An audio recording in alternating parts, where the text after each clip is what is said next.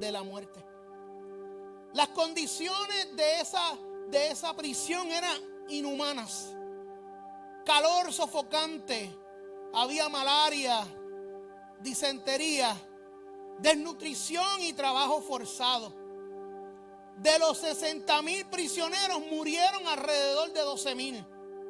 Entre estos prisioneros se encontraba un teniente escocés que se llamaba Ernest Gordon, oficial del regimiento Argyll y de Sutherland Highlanders.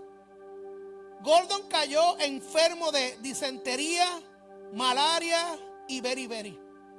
Quedó tan débil que sus compañeros lo llevaron a un lugar que se le llamaba el Hospital de los Moribundos, que era una caseta, una choza donde los enfermos que estaban a punto de morir los dejaban y los tiraban solos sin atención para que murieran solos. Cuando nos encontramos esta experiencia de prisión de Ernest Gordon, me recuerda que esta carta de Efesios es una carta que Pablo escribe en una experiencia de prisión. En la última predicación que yo tuve, que les hablé de Colosenses, les hablé que son 4 cartas que Pablo escribe a través de la experiencia de prisión. Escribe Filipenses, Efesios, Colosenses y Filemón.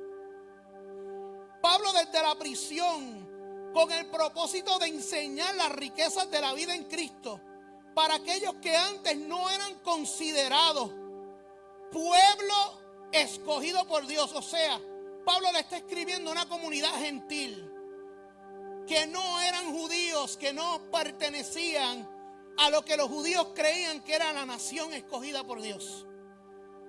Él está escribiendo a estos gentiles diciéndoles: antes se pensaba o se creía que solamente era una nación que había sido escogida como su pueblo, pero ahora en Cristo Jesús hemos llegado a un gran entendimiento que esto no es para una nación, sino para todas las naciones.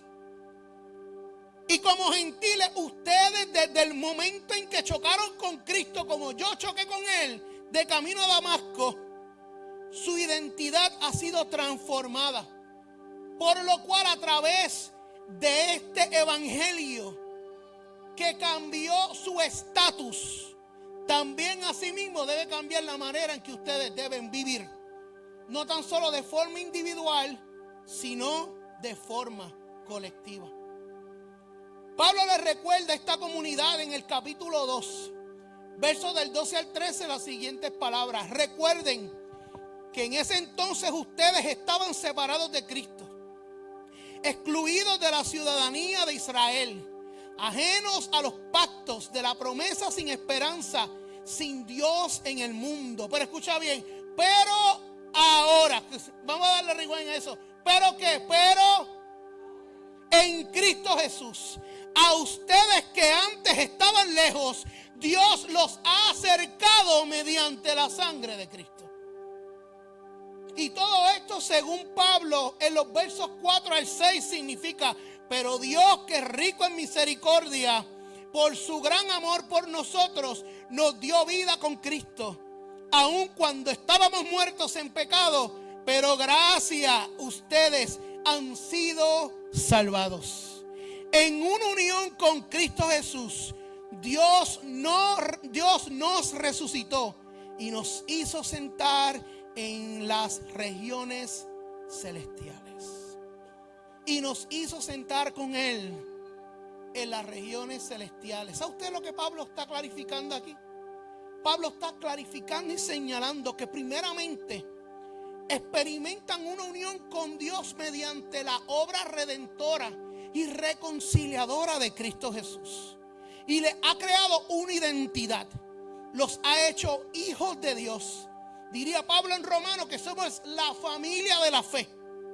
Por tanto, esa identidad de una unión con Dios mediante la obra redentora de Cristo no tan solo se queda en una unidad con Dios por medio de Cristo, sino que esta identidad a todas aquellas naciones y pueblos, a todos aquellos que en algún momento no eran pero que ahora lo son, estamos unidos, compenetrados, unidos con Él, como su iglesia, como su pueblo, y como su familia. Participamos de las mismas promesas. Tenemos la misma esperanza. Tenemos el mismo espíritu, el mismo bautismo. Y esperamos al mismo Señor. ¿Habrá alguien que pueda adorar al Señor en esta mañana? Pero ahora, después de que Pablo hace todas estas clarificaciones en Efesios capítulo 3, comienza en Efesios 4 a marcar una transición crucial en la carta. Pablo comienza con un ruego pastoral diciendo que los creyentes vivan de una manera digna de la vocación con que fueron llamados. Que vivan de una manera digna. ¿Usted sabe lo que significa digno? Vive de la manera en que a ti se te ha dado.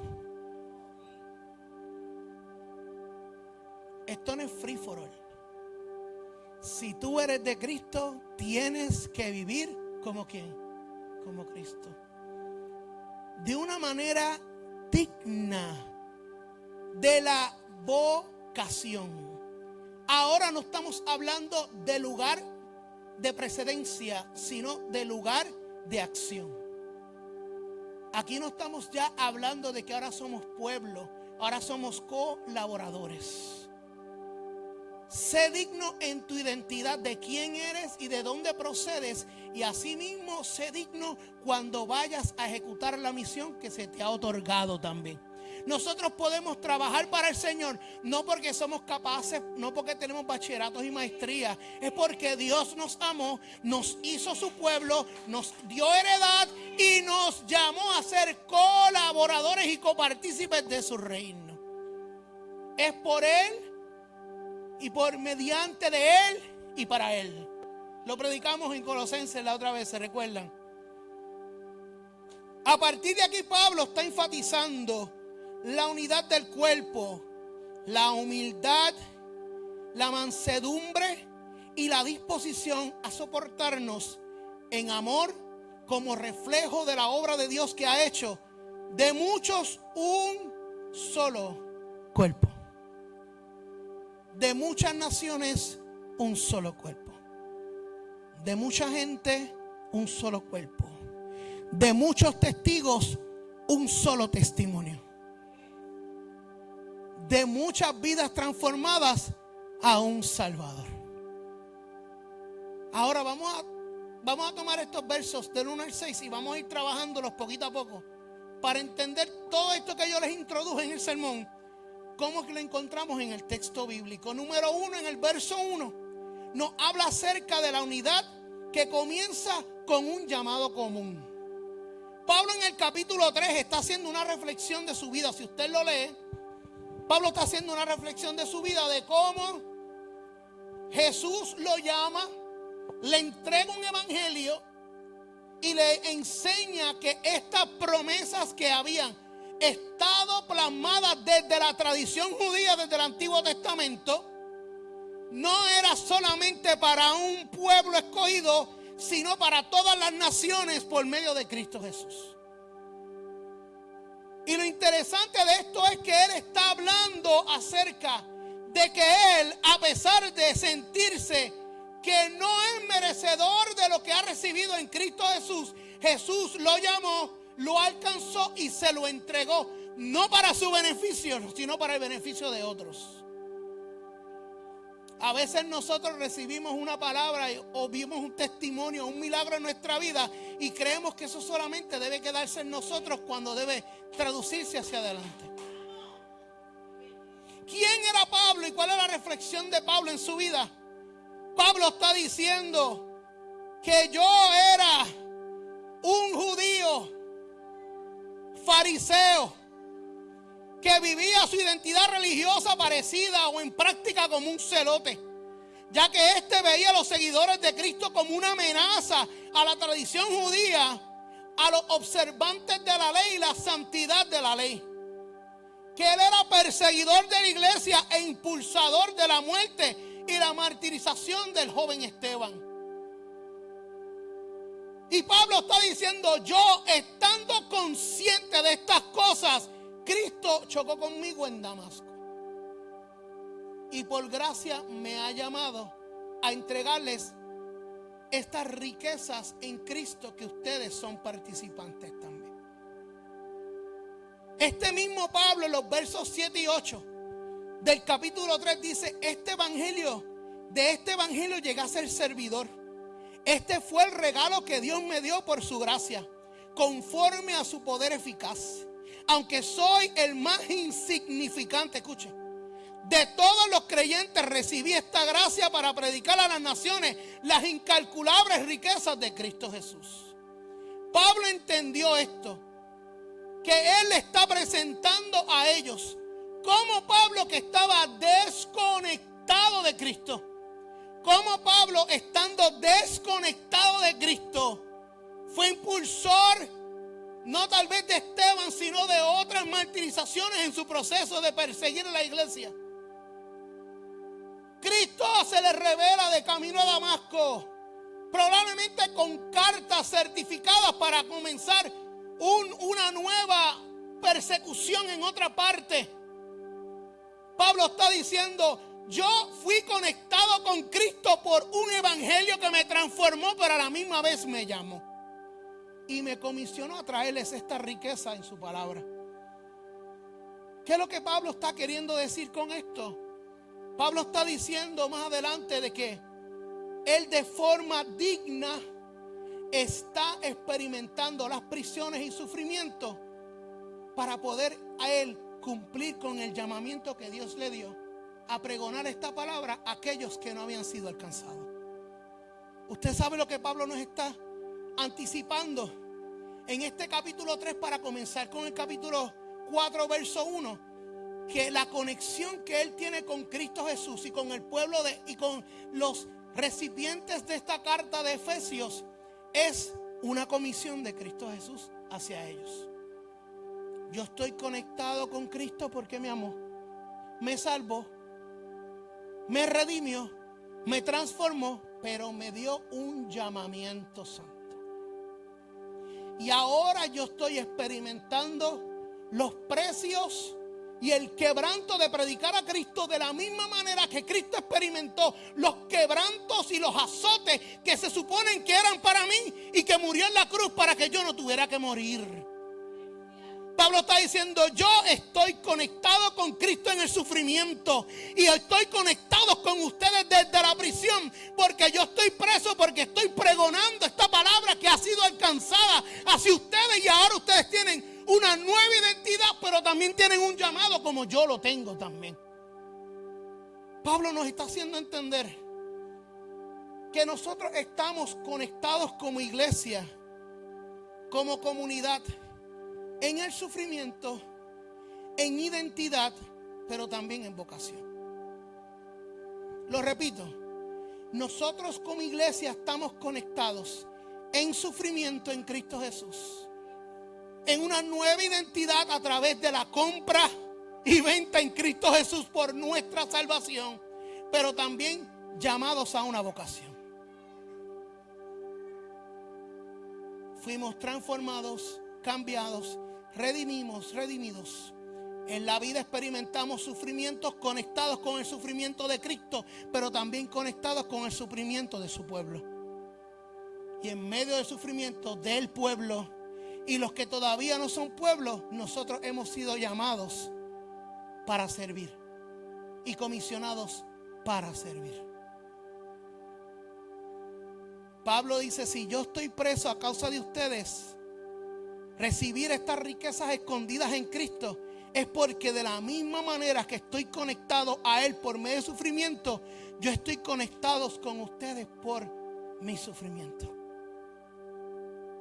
Pero si por esta riqueza y mis sufrimientos ustedes, escuchen bien, son impulsados a seguir con la obra evangelizadora, con pregonar estas riquezas a otros que no han sido alcanzados, aunque yo estoy preso, yo estoy con ustedes, conectados por la obra que ustedes están haciendo como iglesia. Pablo le está diciendo: no tengan miedo que yo estoy preso. No piensen que ahora se acabó lo que Dios empezó a hacer. No. Yo estoy conectado con ustedes, pagando el precio del sufrimiento con Cristo para que ustedes ahora, por medio de su trabajo evangelizador y por aceptar el llamado, yo estoy conectado con ustedes en la obra que hacen. Pablo dice, físicamente yo estoy preso, sufriendo, pero cuando ustedes le hablan a alguien de Cristo, yo le estoy hablando también. Pablo le está diciendo, no se queden ahí, ustedes no están presos, el preso ahora soy yo. Ustedes ahora sigan haciendo el trabajo. Porque cuando ustedes lo están haciendo, yo estoy allí con ustedes. Yo estoy allí con ustedes. Pablo lo que está diciendo, somos un mismo pueblo, con una misma misión, completados y unidos por un solo cuerpo, que es su iglesia. Así que el primer punto que tenemos que entender en esta mañana es que nosotros como iglesia no solamente estamos conectados y unidos simplemente y llanamente porque Cristo nos salvó, nos redimió, nos hizo su pueblo, es que también estamos unidos a través de nuestra vocación como hijos e hijas de Dios. Mi mamá me decía cuando yo vivía en casa de mis papás, tú aquí tienes todo, tienes luz, tienes agua, tienes compra y tienes gasolina en el carro para cuando quieras ir para todos los cultos y para todos los campamentos que tú quieras. Pero te toca cortar el pasto. Te toca tener el cuarto recogido. A un joven de 20 y pico de años que lo que quiere estar, yo que quería estar para todos los campamentos y para todos los... Yo no tenía tiempo para recoger el cuarto. O sea, eso es del diablo. A mí Dios me llamó a predicar. El cuarto se recoge solo. Mi madre me decía así, yo quiero ver eso. Recoge el cuarto así mismo como preparas el sermón. Y yo, aleluya. Pero mi mamá me estaba enseñando, tú tienes todos estos privilegios. Tú eres digno de todas las cosas que tienes porque tú eres nuestro hijo. Pero por ser nuestro hijo, tú tienes que cortar el pasto. Tú tienes que lavarnos los carros. Tú tienes que recoger el cuarto. Cuando me dé un viaje de estos de que pintes la casa, de rosita chillón a blanco, la tienes que pintar aunque le tengas que dar seis manos porque quiero comprar una pintura guau. Sí, amén. Si yo pasé por ese quebranto, hermanos, créanme. Tienes que pintar.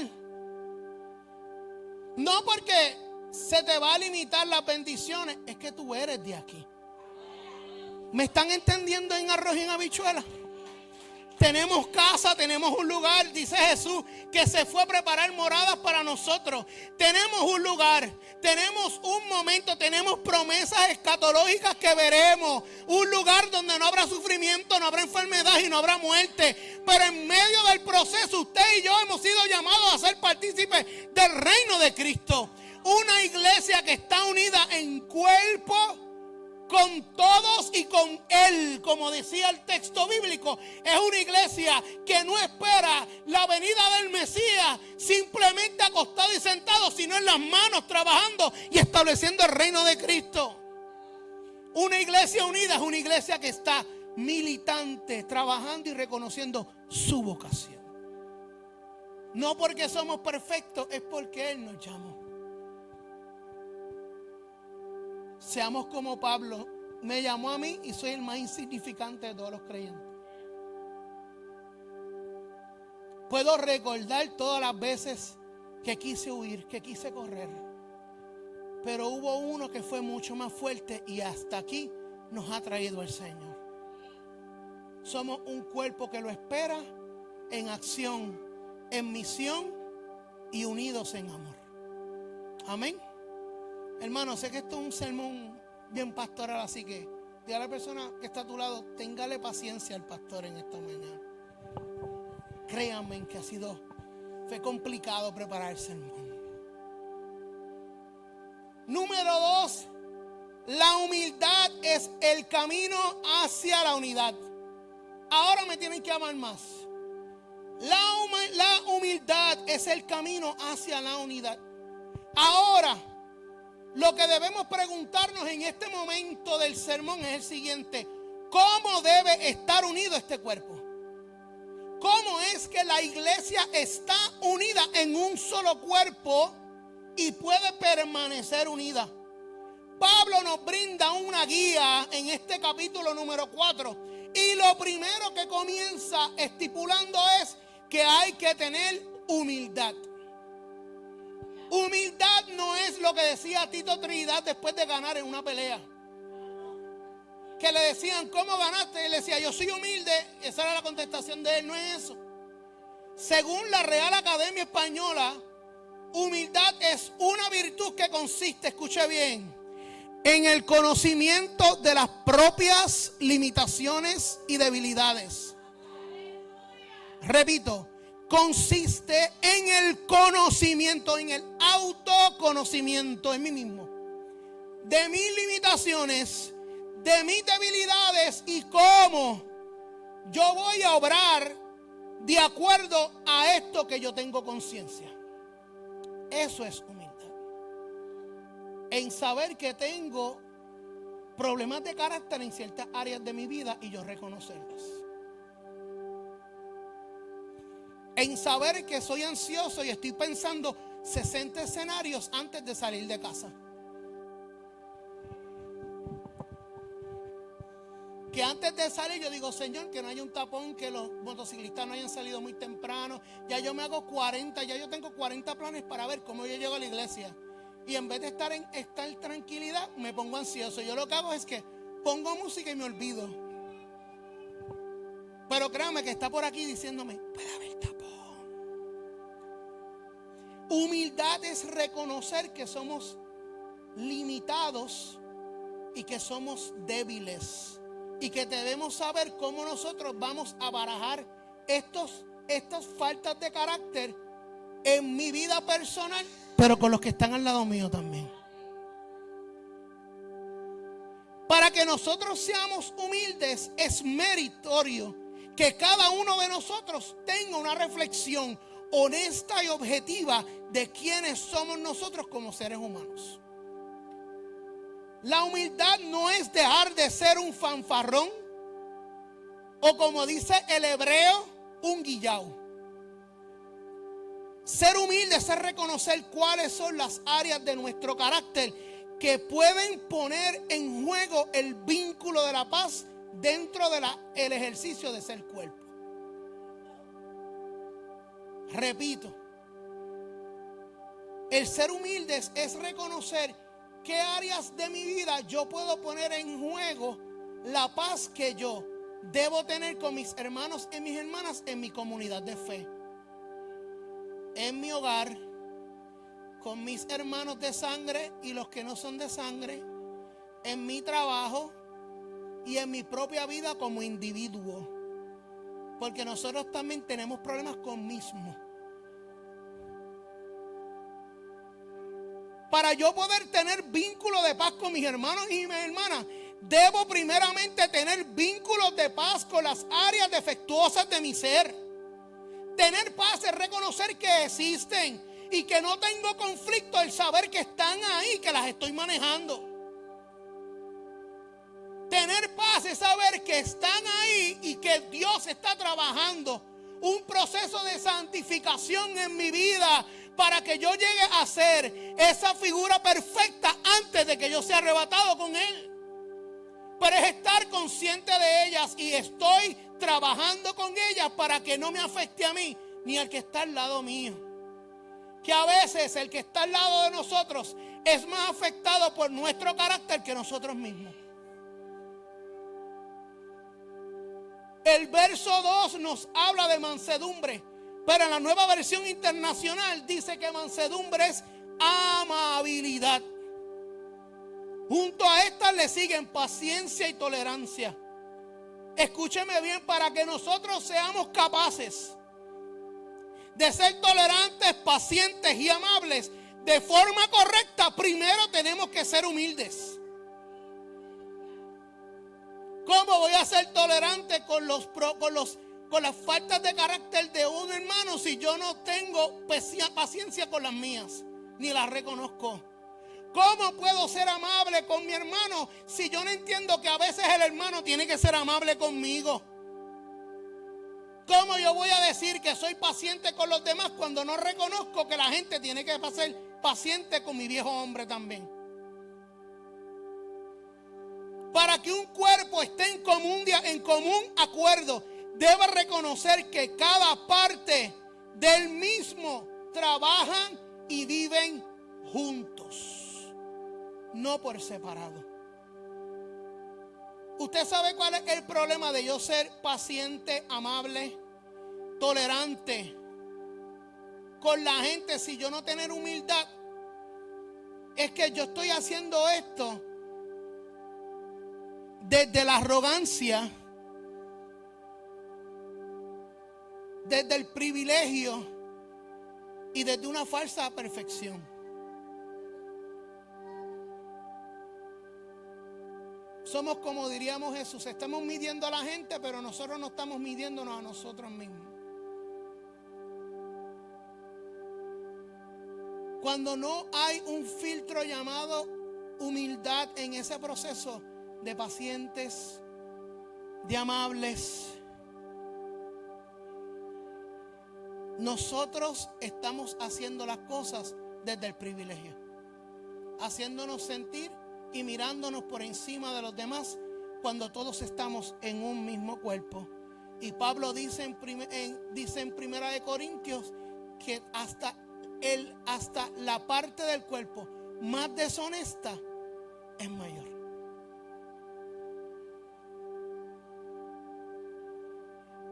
La única forma que yo puedo tener vínculos de paz con cada uno es teniendo en cuenta que hay áreas de mí que necesitan ser moldeadas, que cada uno de nosotros debemos estar dispuestos con humildad a recibir la corrección divina de estas áreas oscuras. ¿Usted sabe para qué? Para vivir sabiendo que existen y no dejar que ellas sean las que establezcan los vínculos de paz con mis semejantes.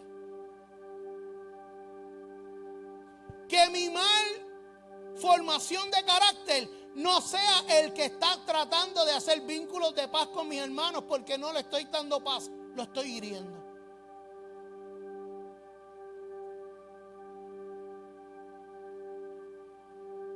Que no trate de hacer vínculos de paz sintiéndome que soy mayor que fulano y sutano porque llevo más años en el evangelio, porque he leído más la Biblia que tú y porque me sé 2 o 3 versículos más que tú. No, eso no es así. Es con humildad, reconociendo que Dios está trabajando en mí, y es más fácil crecer juntos que yo crecer distante sintiéndome que soy mejor que tú.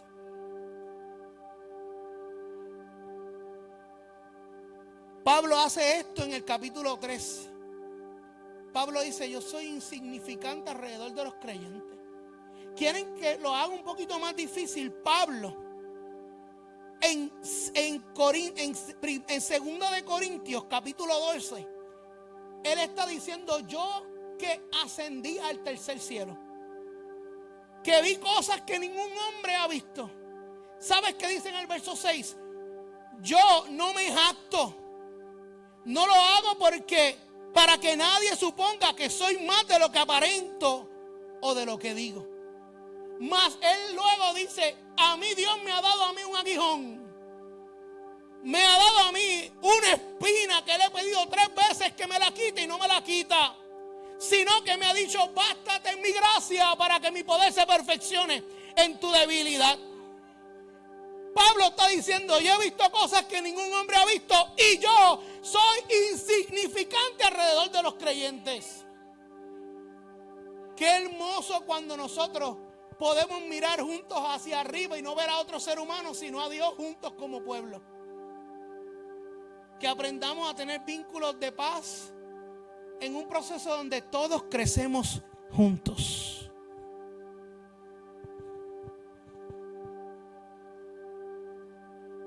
Nosotros como la iglesia del Señor estamos llamados a vivir en unidad y caminar juntos.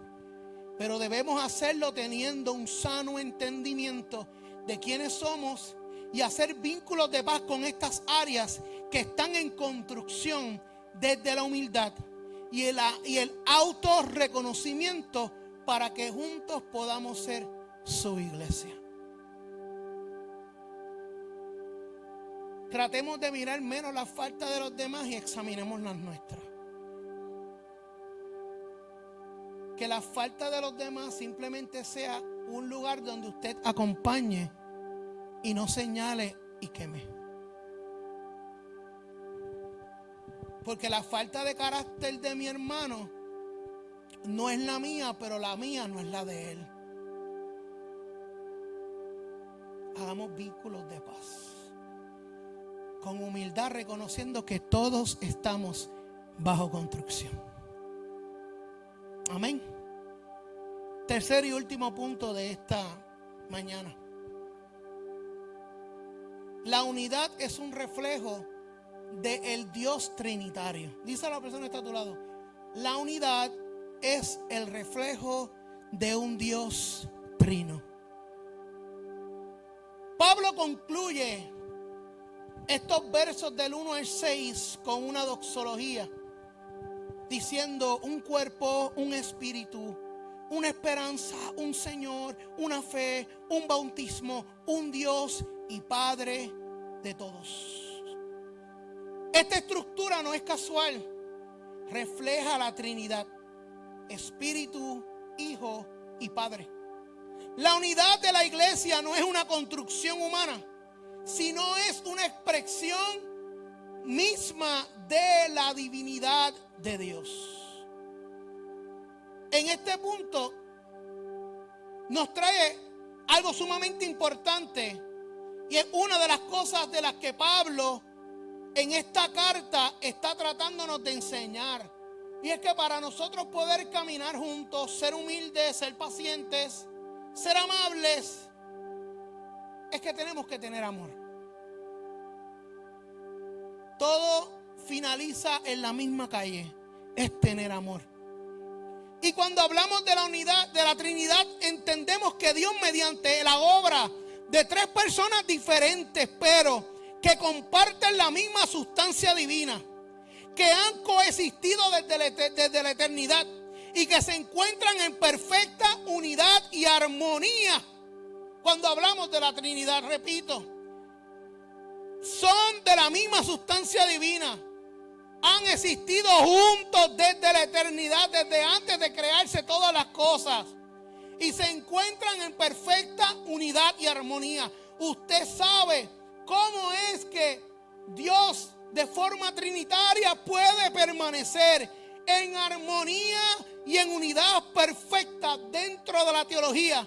Cuando hablamos de estos aspectos, hablamos de que Dios está en perfecta comunión con sus tres partes a través de un vínculo de amor.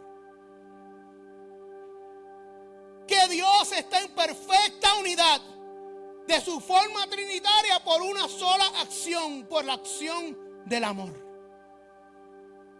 ¿Por qué?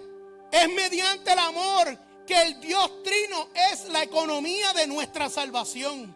Dios Padre, creador de todas las cosas, que decretó desde la eternidad el pacto de que salvaría y reconciliaría todas las cosas y toda su creación. El Hijo, que es el que inició todas las cosas y que todas las cosas fueron hechas por Él y para Él, que reconcilió todas las cosas a través de su obra redentora, y es el Espíritu Santo, como aquel que nos revela toda verdad y toda justicia, el abogado que intercede por nosotros, que nos une al Padre y al Hijo, y que nos llama y nos dota con su poder y con sus dones para cumplir la gran comisión. Esa economía que yo les acabo de hablar, del Dios que creó todas las cosas, que estableció desde la eternidad, yo voy a reconciliar todo esto y lo voy a hacer por medio de mi Hijo, y reconciliaré todas las cosas, porque a través de Él todas las cosas fueron hechas para Él y por Él. Y es el Espíritu Santo que reside en nosotros y está con nosotros en el camino, y que nos empodera de su poder para nosotros cumplir con el llamado de Dios. Y todas estas cosas son posibles por el vínculo del amor. Dios hace todas estas cosas porque nos ama. Tan sencillo como eso. Decidió desde la eternidad rescatarnos porque nos amó desde la eternidad. Nos amó tanto que dice Juan que entregó a su Hijo unigénito para que todo aquel que en Él cree no se pierda, mas tenga vida eterna. Y nos amó tanto que anunció que se iría, pero que nos iba a dejar a un consolador. Todo esto es por una sola cosa, porque Él te ama a ti y porque me ama a mí. Todo esto es posible por una armonía perfecta y sublime de un Dios que es simplemente amor. El amor a su creación. El amor y la entrega de su Hijo, que revela el amor inefable que siente por ti y que siente por mí. Hermanos, que sea ese amor perfectamente bueno, paciente, bondadoso, justo y fiel, que mediante la obra del Espíritu Santo dote nuestros corazones. Yo les pregunto en esta mañana, ¿usted ha reflexionado si realmente tiene amor? Amor por su hermano. Amor por lo que hace en la iglesia. Usted viene aquí todos los miércoles y los domingos porque ha reconocido a un Dios que le ama demasiado. Usted ora por sus hijos, por su esposa, por su esposo, por sus padres, por sus hermanos, porque les ama.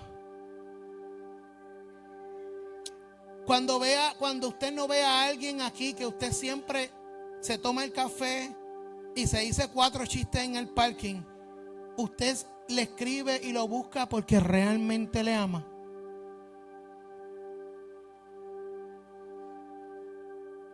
Ese Dios de amor que se revela de forma trinitaria para nuestra salvación es el Dios que nos ha comisionado a revelar ese amor entre nosotros.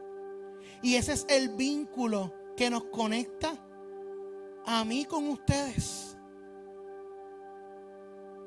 Ese es el mismo vínculo que cuando Elizabeth me ve que yo estoy caminando desorbitado, me dice: pastor, sobró un café. Yo a veces pienso que no le sobró y que ella me vea desorbitado y me quiere regalar un café. Es el mismo amor que siente la pastora Madeline cuando ve a uno de nosotros caído y lo primero que hace es abrazarnos y darnos una palabra de apoyo. Es el amor que yo veo de los adoradores que dejan de cantar y tienen un momento de flaqueza para llorar y reconocer la presencia de Dios en medio del cántico. Es el amor no forjado, no forzado. Cuando vemos a alguien llorando alrededor de nosotros y nosotros le tomamos la mano y le invitamos a caminar juntos al altar. Que ese amor sea lo que a nosotros como iglesia nos identifique.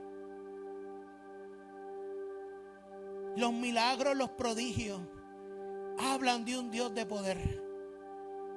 Pero Pablo dice en 1 Corintios capítulo 13, luego de que en el capítulo 12 habla de todos los dones, dice: pero si no hay amor, de nada sirve. Seamos una iglesia que sabe amar y caminar juntos. ¿Sabes? Todas las personas dentro de este tiempo tan difícil que han pensado quitarse la vida porque se sienten solos. Usted sabe, si ustedes son de los que van a hacer compras en lugares donde hay almuerzo, ustedes van a notar que siempre están los mismos señores en las mismas mesas, solitos tomando café y comiéndose un sándwich. Probablemente sus esposas fallecieron y allí es donde van a comer. Y a veces tú te sientas con esa gente Y esa es la única conversación que ese Señor tiene por todo el día, que nos caracteriza en amor. ¿De qué me sirve poner las manos sobre la gente que tiene cáncer y se sanen si yo no amo a mi hermano? Si yo no sufro con el que sufre. Si yo no identifico mis flaquezas para que Dios restaure mi vida y para que yo en el proceso de restauración yo camine con otros que están siendo restaurados también.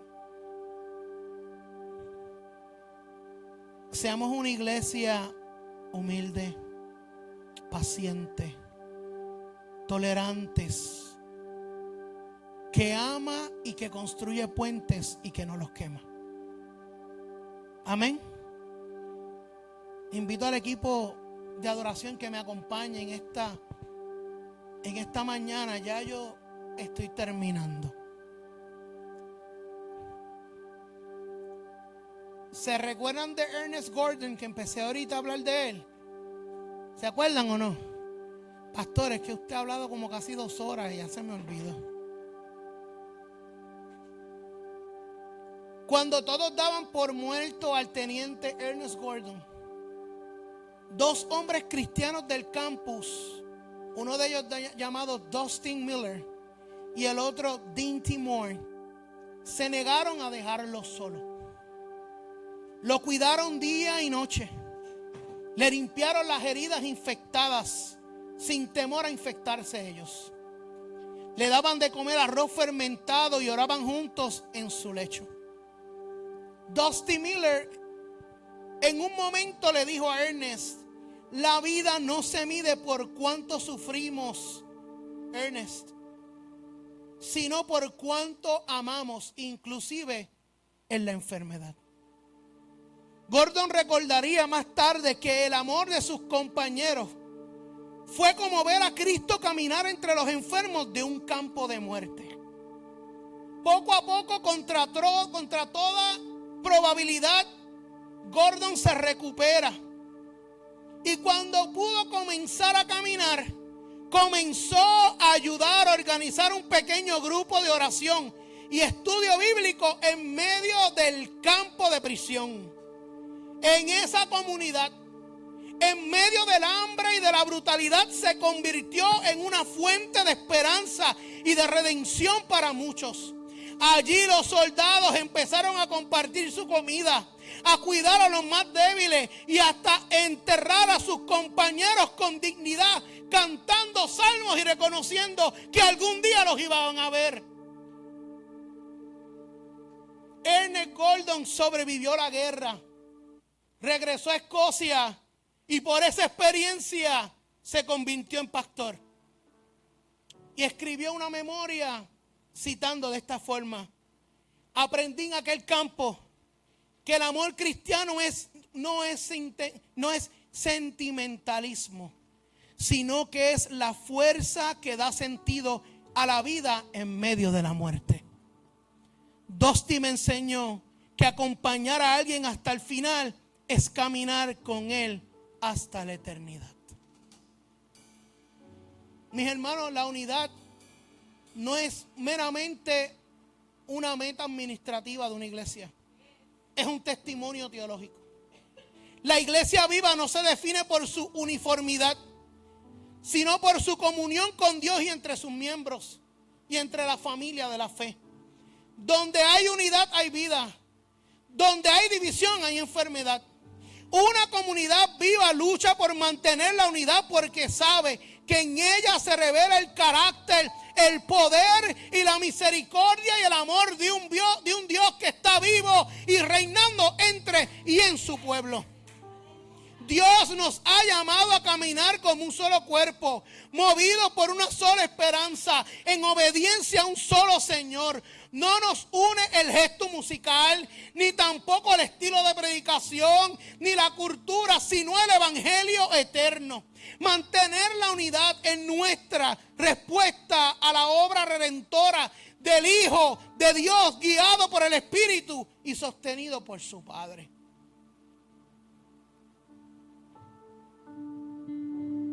Es entender que cuando en la palabra Jesús nos dice: si quieres seguirme a mí, toma tu cruz y sígueme. Es entender que es mucho más fácil cargar una cruz en comunión que de forma solitaria. Es entender que en medio de mis dolores y mis quebrantos yo no estoy llamado a vivir solo, sino en comunión con mis hermanos y mis hermanas. Es saber que el diseño de Dios no es que yo sobreviva a la muerte solo, sino que pueda vivir la vida acompañado. No tan solo de un Dios trinitario, sino de una iglesia que manifiesta ese mismo Dios. Ese mismo amor, ese carácter pasivo, ese carácter redentor de Dios por medio de sus hijos y de sus hijas en la iglesia. Y yo en esta mañana finalizo. Invito al equipo pastoral que me acompañe aquí al frente. Aleluya. Antonio, si me puedes acompañar también. Yo el día de hoy quiero abrir el altar. Hermano, yo sé lo que es venir todos los días a la iglesia y sentirme solo.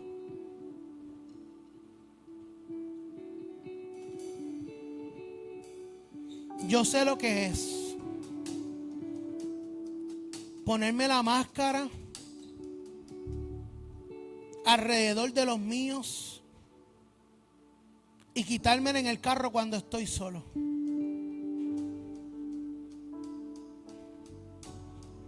Yo sé lo que es prender la ducha para que haga mucho ruido, para que nadie me escuche llorar en la soledad. Yo sé lo que es estar en un apartamento solo en el pueblo de Humacao, sintiendo que la vida se me escapa de las manos. Sintiéndome olvidado, triste y vacío. Pero hoy Dios nos ha invitado a hacer algo, a que aprendamos a entender que esta vida se camina juntos, a que no lo hacemos solos ni solas, a que Dios ha puesto gente a nuestro alrededor para cargar juntamente la cruz de esta vida, porque es más fácil cargar los dolores y los sufrimientos de este mundo juntamente con alguien que hace que sea más liviano el camino. En esta mañana yo quiero llamar a aquellos y aquellas que tal vez el día de hoy, número uno, se siente que andan en este caminar de la vida solos y solas, que necesitan que el día de hoy alguien ponga sus manos, lo abrace y le recuerde: tú no estás sola, tú no estás solo. Que te recuerde que los sufrimientos de esta vida no se viven en soledad, sino en perfecta comunión con Dios y con su iglesia. Recuerdo cuando yo entregué todas las cosas de ese apartamento, experimentando ya un renuevo de Dios, pero estaba solo. Y llegó un amigo al apartamento y me sacó arrastrando del apartamento y me decía: yo vengo el día de hoy a recordarte, tú no te vas a morir aquí, tú te vas conmigo. Y el día de hoy yo estoy aquí por gente que Dios puso en mi vida, en medio de mi dolor y mi quebranto, para recordarme: tú no estás solo, tú no estás sola. Aún arrastrándote te voy a sacar y voy a enviar a los míos a sacarte del dolor y del quebranto. Yo hoy quiero abrir el altar para aquellos que necesitan el día de hoy recibir ese aliento de que no estás solo ni estás sola. Pero también abrir el altar para aquellos que dicen: enséñame, Dios mío, a ser acompañantes también, porque tengo miedo, porque siento que mis defectos hablan más que lo que tú estás haciendo conmigo. Yo a la cuenta de 3 abro el altar y te invito a que corras al altar. 1, 2, 3.